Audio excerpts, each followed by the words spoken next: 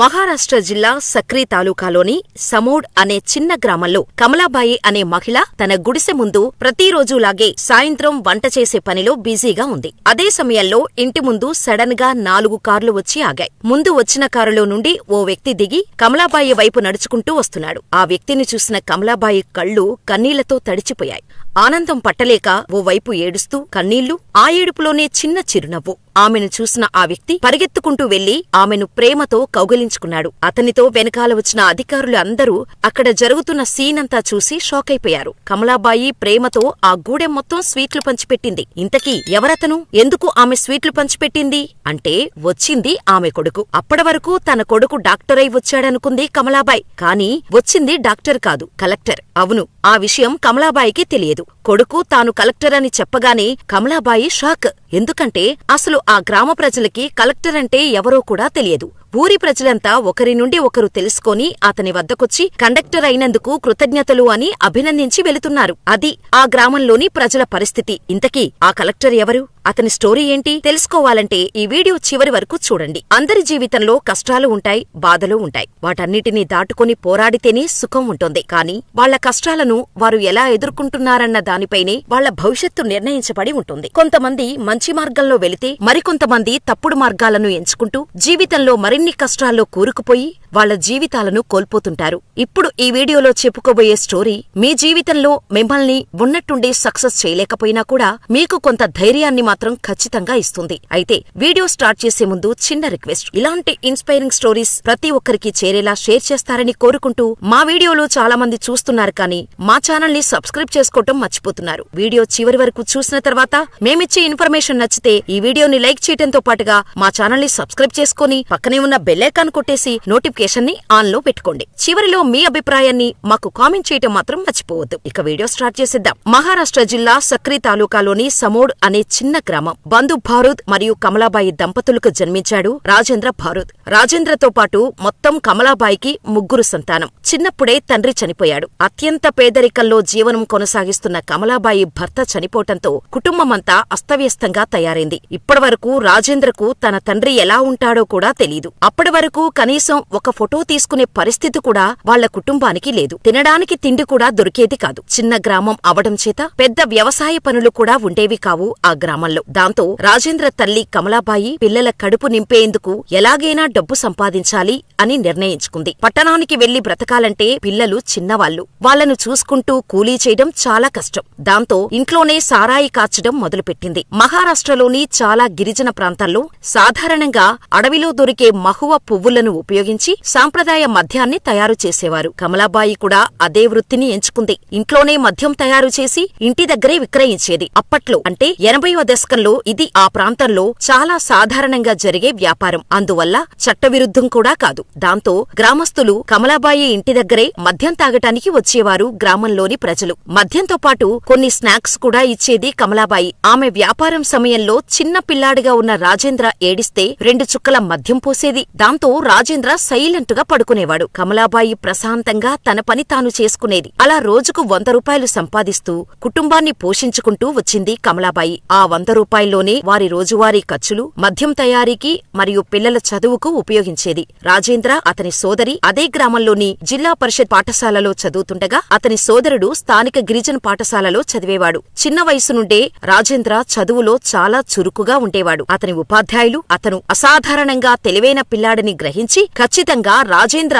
తన ఉన్నత విద్యను మెరుగైన సంస్థలో పూర్తి చేయాలని వారు అతని తల్లికి చెప్పారు. దాంతో వాళ్ల గ్రామానికి 150 కిలోమీటర్ల దూరంలో ఉన్న జవహర్ నవోదయ విద్యాలయ పాఠశాల సిబిఎస్ఈ బోర్డుకి మారాడు రాజేంద్ర.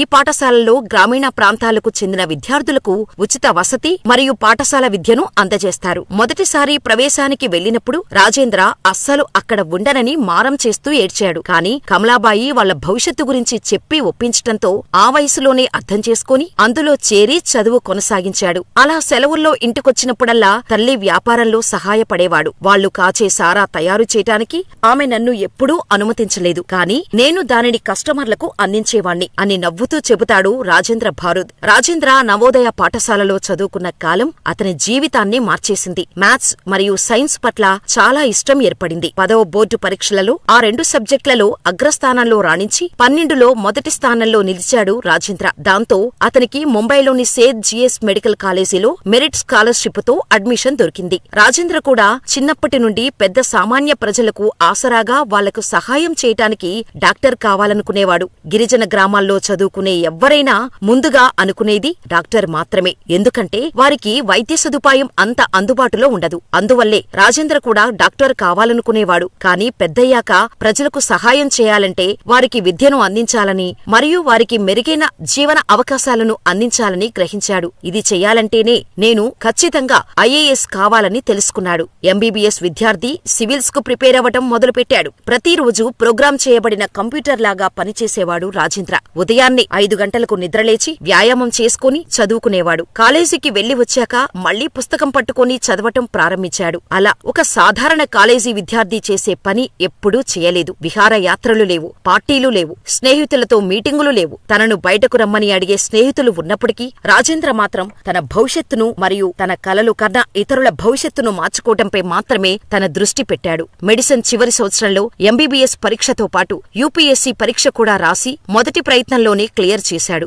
యూపీఎస్సీ ఫలితాలు ప్రకటించినప్పుడు డాక్టర్ రాజేంద్ర తన గ్రామానికి తిరిగి వచ్చాడు. అప్పటి వరకు అతని తల్లికి తన కొడుకు ఇప్పుడు సివిల్ ఆఫీసర్ అని అస్సలు తెలియదు. నిజానికి రాజేంద్ర ఫలితాలు ప్రకటించే వరకు కమలాబాయి తన కొడుకు డాక్టర్ అనే భావనలోనే ఉండేది. రాజేంద్ర కలెక్టర్ అవుతానని చెప్పినప్పుడు దాని అర్థమేమిటో ఆమెకు తెలియదు. ఆ మాటకొస్తే కమలాబాయికి మాత్రమే కాదు, వాళ్ల ఊరిలో కలెక్టర్ అంటే ఏంటో ఎవరికీ తెలియదు. నేను సివిల్ సర్వీస్ పరీక్షలో ఉత్తీర్ణుడయ్యాననే వార్త వ్యాప్తి చెందటంతో ఇరుగు పొరుగు వారు నన్ను సంప్రదించారు. వారు నన్ను కండక్టర్ అయినందుకు అభినందించారు అని అతను నవ్వుతూ చెప్పాడు. అయితే 2012లో అతను ఫరీదాబాదులో ఐఆర్ఎస్ అధికారిగా నియమించబడ్డాడు. కాని అతని లక్ష్యం కేవలం ఐఏఎస్ మాత్రమే. అక్కడ విధులు నిర్వహిస్తున్న సమయంలో మళ్లీ యూపీఎస్సీ పరీక్షలలో తన 2వ ప్రయత్నం చేశాడు. ఇంకేముంది, అతని సంకల్ప బలాన్ని ఏదీ ఆపలేకపోయింది. దాంతో 2013 బ్యాచ్ మహారాష్ట్ర కేడర్లో ఐఏఎస్ అధికారి పదవికి ఎంపికయ్యాడు. తర్వాత 2 సంవత్సరాలు ముస్సోరీలో శిక్షణ పొందాడు.